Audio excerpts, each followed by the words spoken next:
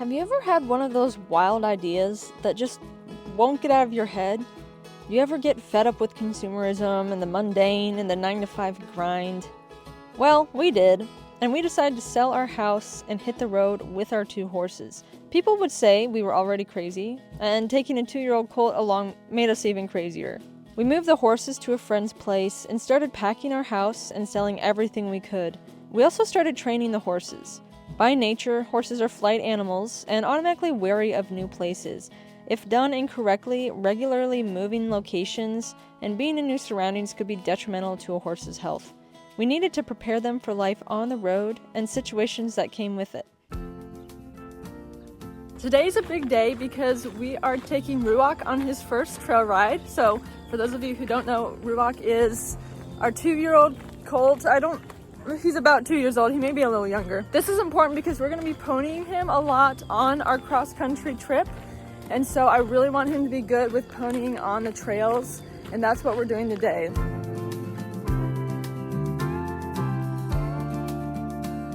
We started teaching them to pony, how to highline and load onto the trailer, everything they would need to know to flourish on the road. Yeah. Continue it. Come on. Oh, buddy. Come on. We got the baby. Well, here, we'll see what he does. We're not gonna load the horses for the first time. I don't know if we're gonna put them both in there tonight, together, but we will put one in at a time. Treat. Here. Treat. Oh, he's finding them. Hey. You okay? You okay? Here. No. Here, you want a treat? You want a treat for you? Here. Colin, I'm seriously nervous to get him out. Here you go. You're a good boy.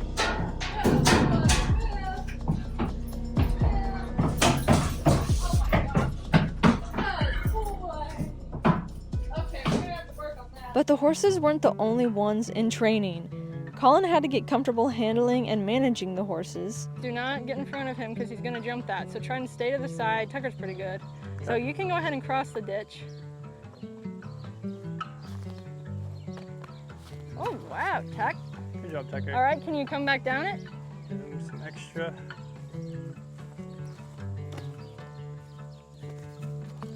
Good job. Good boy. Next up was finding our new home on wheels. We went shopping for the perfect horse trailer with living quarters. When we finally found it, we knew it was the one. It was a little old and had some wear, but it was a solid trailer. So it was time to roll up our sleeves and renovate. Scared. Uh-oh. Learning to drive that massive trailer was a whole new ball game. The trailer was 35 feet total, so let's just say it was intense. Every turn felt like an adventure in itself. I had driven our small 2-horse trailer all the time, so it was the next step to mastering my skills. But Colin, however, dove into the deep end and learned to drive that 35-foot trailer with no experience. Our first test camping trip was a bit of a mess. So this is some of the aftermath of what happened last night. We had Ruach over here. We had Tucker over here. And then this fence in between them. And then Tucker just was kind of freaking out. And I believe he ran through the middle partition here. Carmela already fixed it up some. I know this was completely on the ground over here. The horses freaked out and ran through their fence, first of all. The generator battery died, and it was scorching hot. But hey, nothing brings people closer than shared chaos, right? After our trial run camping trip, we were feeling both nervous and excited, but we also knew that we could conquer anything thrown our way. This was our last morning waking up in a real house and sleeping on somewhat of a real bed. Now we gotta pack up all our stuff and head out. And it's a little surreal, and it doesn't really feel like it's happening. I also have a map, an actual physical map. Yes, I'm of my generation, but I can read maps. Where we're going is pretty desolate, and we're just a little nervous we may lose service, and so I'm gonna highlight our route for Colin so he can follow it and hopefully we don't get lost. I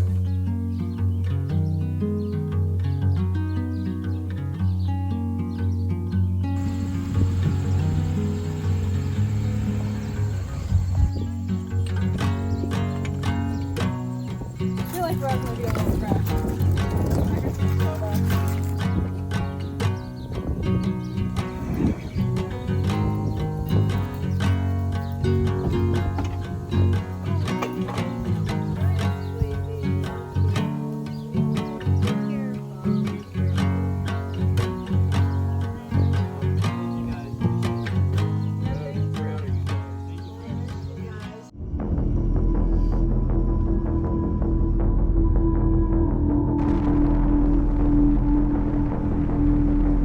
So we're actually at the foot of the mountain now.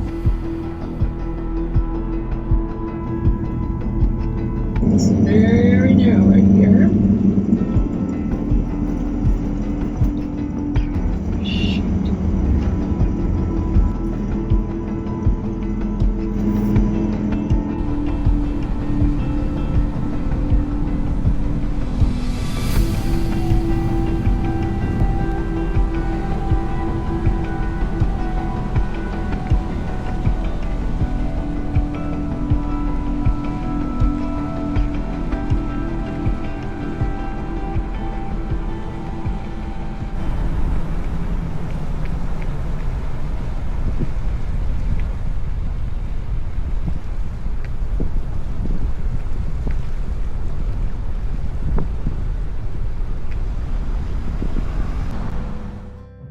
The drive to our first campground in West Virginia was a white-knuckle experience, and maybe we were a little crazy for choosing that route first, especially on those winding mountain roads. We played it safe in West Virginia and stayed at private campgrounds that had all the amenities, just so we could get our feet under us. There came a big moment when we decided to ride the horses into a nearby town.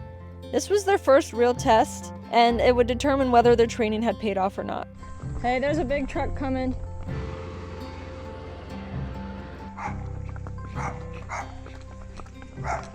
And they absolutely nailed it. Not only did they go by a controlled burn, but they passed bicyclists, they went by trains. We couldn't have been prouder. In the spirit of fresh starts, Colin decided he was over his unruly hair, so I grabbed the clippers and shaved his head right then and there. Then he returned the favor and gave me a snazzy new haircut, even though I secretly wanted to shave my head as well. So maybe we had gotten a little overconfident, because the next place we set our sights on was New York. It is 6:35 right now, so we are a little behind schedule. It is very hard to ever leave on schedule with horses.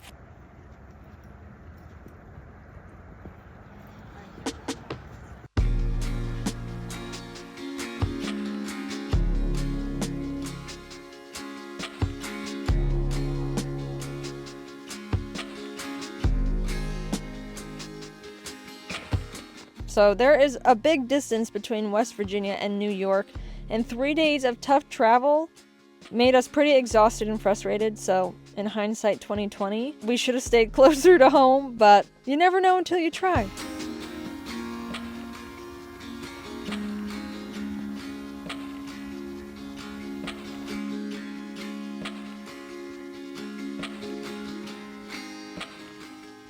Our pit stop at a primitive campground threw us for a curveball when we discovered there was no water, so 2 horses drink anywhere from 10 to 20 gallons of water a day, and we had to think fast to find a solution. Mission accomplished. I have water. Both of these are completely filled up. The plan is to back the truck up pretty close to that fence, and then we'll put their buckets on the other side there, and that's where water fill up will be done. By some miracle, we made it to God's Grace Horse Campground in central New York, and it was exactly what we needed after those rough days of travel. We hit the trails and had some of the best rides ever. Just us, the horses, and nature. It was perfect. Until it wasn't. Oh my gosh. Uh-oh. I'm scared. Grab me. Oh, go. Hey. Idiot. A horse. All right, Tucker, just stop so he stops. Ruach! Colin! Here, just stay where you are.